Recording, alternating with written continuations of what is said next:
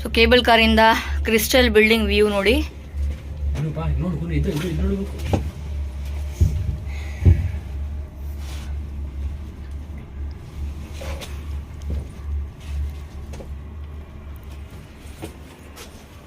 ಅಲ್ಲಿಂದ ಸ್ಟಾರ್ಟ್ ಆಗಿದ್ದು. Night view ಸಖತ್ತಾಗಿರುತ್ತೆ.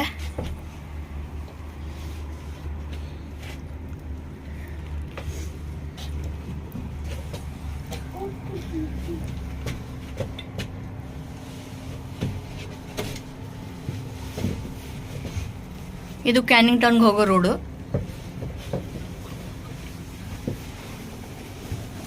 ಕಾಣಿಸ್ತಾ ಇದೆಯಲ್ಲ, ಅದೇ O2.